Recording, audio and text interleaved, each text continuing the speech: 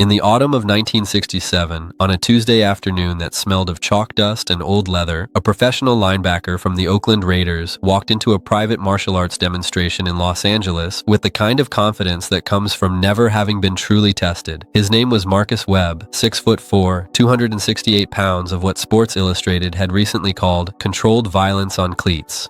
He'd been invited by a film producer who thought watching martial artists might help him understand fight choreography for an upcoming role in a football movie. Webb had laughed at the invitation, but he'd come anyway, mostly because the producer had mentioned Bruce Lee would be there, and Webb had seen that Chinese guy on television doing those little karate chops, and he wanted to see what all the fuss was about. What Webb didn't know, what he couldn't have known, was that this particular Tuesday would become the story he'd tell for the next 47 years of his life, right up until 3 months before he died in 2014, when he sat in a nursing home in Sacramento and told it one final time to his grandson, who recorded it on his phone. And that recording is why I'm telling you this story now, because some encounters don't just change a person, they reveal what a person could become if they stopped being afraid of their own gentleness. Bruce Lee stood 5'7" and weighed 141 pounds that afternoon. He wore black cotton pants and a simple gray t-shirt that had a small hole near the left shoulder seam. The demonstration was being held in a warehouse in Chinatown that had been converted into a training space, 37 feet by 52 feet, with concrete floors painted battleship gray and windows set high in the walls that let in angular columns of autumn light. There were maybe 18 people present, stunt coordinators, a few actors, 2 journalists, and Marcus Webb, who stood near the back with his massive arms crossed, his expression somewhere between amusement and contempt. Lee had been demonstrating the principles of Jeet Kune Do for about 20 minutes, working with his student Dan Inosanto, showing how economy of motion could defeat elaborate technique, how directness could overcome complexity. He moved like water, finding the path of least resistance, his body making choices that seemed to happen before thought could interfere. The others in the room watched with the kind of attention that creates silence so complete you can hear fabric shifting when someone breathes. But Marcus Webb wasn't silent. He shifted his weight, cleared his throat loudly, whispered something to the man next to him. The producer who'd brought him shot him a warning look, but Webb ignored it. And then, during a pause when Lee was explaining the concept of the style of no style, Webb's voice cut through the quiet like a bottle breaking in church. "This is what everyone's so excited about. My grandmother moves faster than this, and she's been dead 6 years. The room didn't just go silent, it went still. Even the dust motes in the light seemed to pause. Lee turned slowly, his expression unchanged, neither offended nor surprised. He looked at Webb the way a scientist might look at an unexpected variable in an experiment, with curiosity rather than judgment. "You think this is slow?" Lee asked, his accent carrying the musical precision of someone who'd learned English as a third language and spoke it better than most people who'd never spoken anything else. Webb uncrossed his arms and took a step forward. "I think this is dance class. I've hit running backs moving at full speed. I've tackled guys who trained their whole lives to not get tackled. You're telling me this little..." He gestured at Lee with the kind of dismissive hand wave that centuries of assumptions live inside. "This is supposed to be effective against a real athlete?" What happened in the next 3 seconds would take 8 years for Marcus Webb to begin understanding, and maybe 47 years to fully comprehend. Lee didn't move toward Webb. He didn't assume a fighting stance or make any gesture that could be read as aggressive. He simply said, "Would you like to find out?" And his voice carried no challenge, no ego, no heat. It was the voice of someone offering directions to a lost stranger. Webb laughed. It was the kind of laugh that comes from deep certainty, the kind that athletes develop after years of being the biggest, the strongest, the most physically dominant person in any room they enter. "Sure," he said. "Why not? This'll be fun." What Webb didn't understand yet, what he wouldn't understand until the moment had already changed him, was that Bruce Lee never fought to win. He fought to teach, and the lesson was already beginning. Lee gestured to the open space in the center of the warehouse. Webb walked to it with the loose, rolling gait of someone who'd spent years moving in football pads, his shoulders back, his jaw set. The other people in the room moved to the walls without being asked, creating a circle about 20 feet in diameter. The afternoon light had shifted, coming in lower now, turning the gray floor into something that looked almost silver. "Try to tackle me," Lee said. "The way you would on the field, full speed, full commitment." Webb rolled his shoulders, loosening them the way linemen do before a play. "You sure about this? I outweigh you by more than 100 pounds.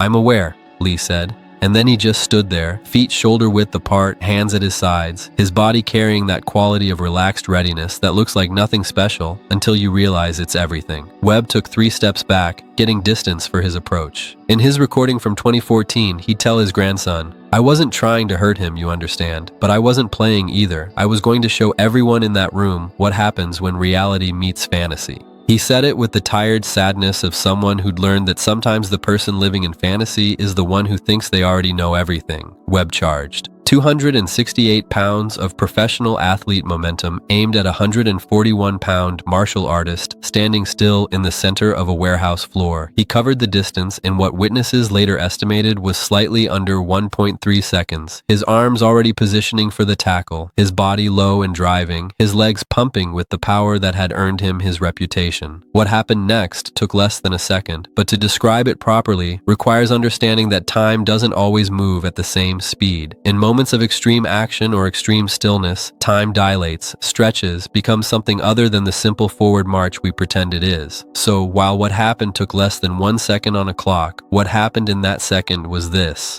Lee moved, not away, but at an angle that seemed impossible given how close Webb already was. It wasn't a step or a dodge or anything that had a name. It was simply the absence of being where Webb's momentum expected resistance. Webb's arms closed on empty air, his center of gravity already committed, his 268 pounds suddenly an enemy rather than an asset, because all that mass was moving in a direction that had no target. And as Webb passed through the space where Lee had been, Lee's left hand touched Webb's right shoulder, touched, not pushed, not struck, just made contact. And that touch somehow redirected all of Webb's momentum, turned it, guided it, so that Webb found himself not just missing his target, but rotating, spinning, his feet leaving the ground, not because Lee had lifted him, but because the universe had reorganized itself around principles of leverage and timing that Webb had no language for. Webb hit the concrete floor hard. Not dangerously hard, Lee had controlled the fall even while appearing to do nothing, but hard enough that the impact drove the air from Webb's lungs and the certainty from his assumptions. He lay there for perhaps 2 seconds, staring up at the high windows where the light came in, trying to understand what had just happened to him. But the lesson wasn't over. Webb pushed himself up quickly, athletic conditioning overriding confusion. His face had gone red, partly from exertion but mostly from humiliation. The room remained silent. No one laughed. No one said anything. They just watched because they understood they were witnessing something that required attention.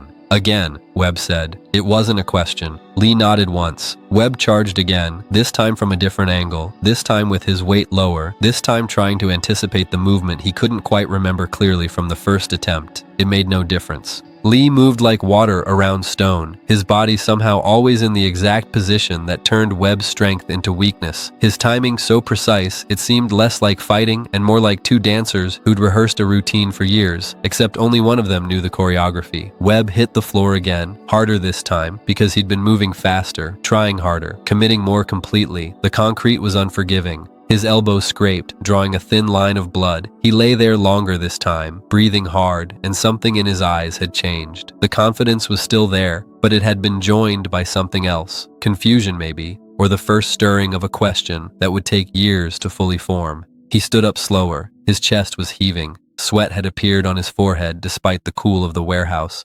"I don't understand," he said, and there was no more laughter in his voice, no more contempt, just genuine puzzlement.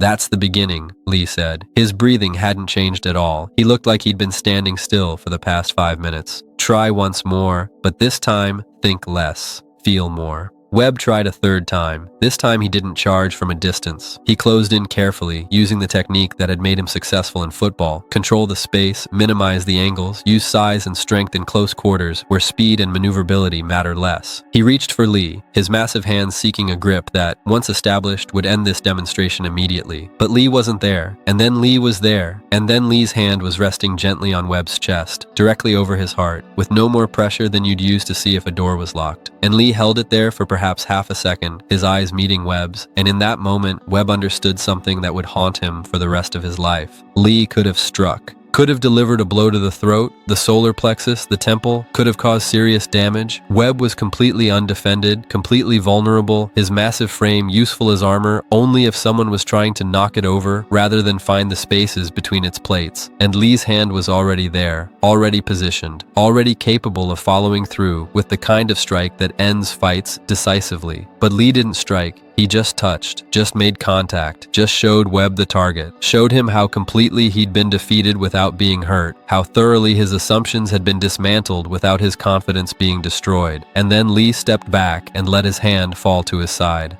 "Do you see?" Lee asked. Webb stood there, his chest rising and falling under the place where Lee's hand had rested, and slowly, very slowly, he nodded.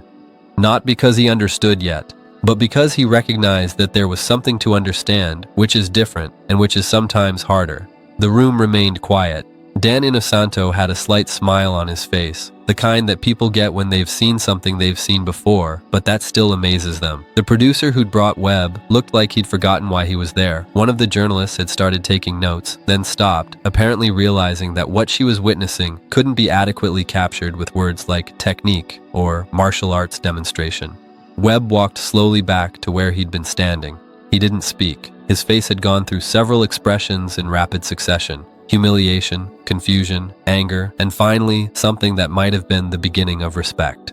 He stood there with his arms at his sides instead of crossed, his posture different somehow, less certain, more open. Lee returned to his demonstration, working with Inosanto, showing the same principles he'd been showing before Webb's interruption. But now, everyone in the room watched differently. They'd seen the theory demonstrated on someone who represented everything the theory should have failed against: size, strength, athleticism, professional training in physical combat. They'd seen it work anyway, and more importantly, they'd seen it work without malice, without ego, without the need to humiliate or defeat. They'd seen power expressed as restraint. The demonstration continued for another 30 minutes. Webb watched all of it, never moving from his spot near the wall, never speaking, his expression gradually softening into something that looked almost like grief, as if he was mourning the person he'd been when he walked into the warehouse 2 hours earlier. When the demonstration ended, people began filing out, talking quietly among themselves, processing what they'd seen. Webb remained where he was. Lee spoke with a few people, answering questions, his manner patient and precise. Eventually, everyone had left except Webb, Lee, and Dan Inosanto, who was collecting training equipment and pretending not to pay attention to what was clearly going to be a private conversation. Webb approached Lee slowly. Up close, the size difference was almost comical. Webb towered over Lee by 9 inches and outweighed him by more than 120 pounds. But somehow the dynamic had reversed. Webb looked like he was approaching a mountain. "I need to apologize," Webb said. "No," Lee said immediately. "You need to understand. The apology is implied in the understanding." Webb was quiet for a moment. "What you did, how did you do that?" "I didn't do anything," Lee said. "You did everything. I just wasn't where you expected me to be. And when you committed to where you thought I was, you created the circumstance of your own defeat. I only provided the space for it to happen. But you could have hurt me. At the end, when you touched my chest, you could have really hurt me." "Yes," Lee said simply. "Why didn't you?"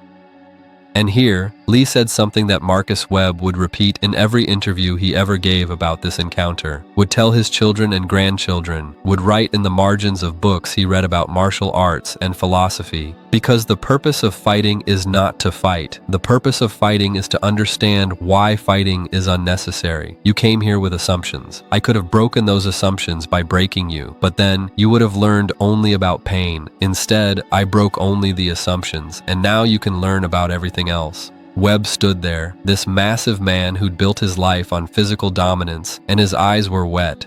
"I don't even know what that means," he said quietly.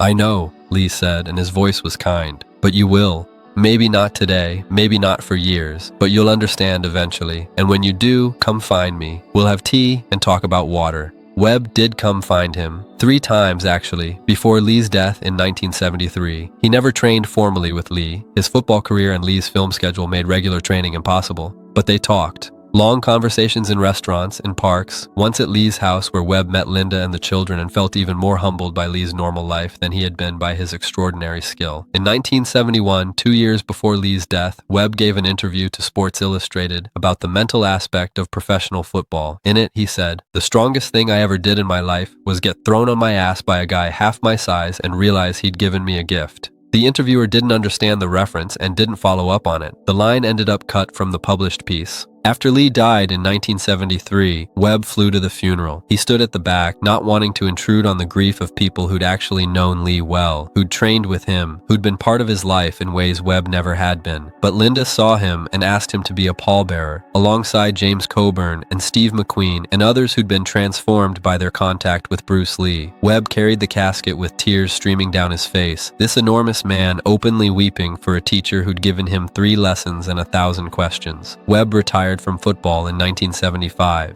He did well. He'd been smart with his money, had invested in real estate, had a good pension, but more importantly, he'd become someone different. He started teaching, not martial arts, but conflict resolution. He worked with at-risk youth in Oakland, teaching them what Lee had taught him, that strength without wisdom is just violence waiting to happen, that the most powerful thing you can do is choose not to use your power. He'd tell the story of his encounter with Bruce Lee hundreds of times over the years. At first, he told it as a funny anecdote about being humbled. Then, as he got older and understood more, he told it as a teaching story. And finally, in his last years, he told it as a confession, because he'd come to understand that when he walked into that warehouse in 1967, he wasn't just arrogant, he was afraid that everything he'd built his identity on, his size, his strength, his physical dominance, might not matter. Afraid that there might be forms of power he couldn't access, couldn't understand, couldn't defend against. And Bruce Lee had seen that fear immediately, had seen it, and had chosen to respond not by confirming it, but by dissolving it. Had shown Webb that power isn't about domination, but about understanding, that strength isn't about defeating others, but about not needing to defeat them.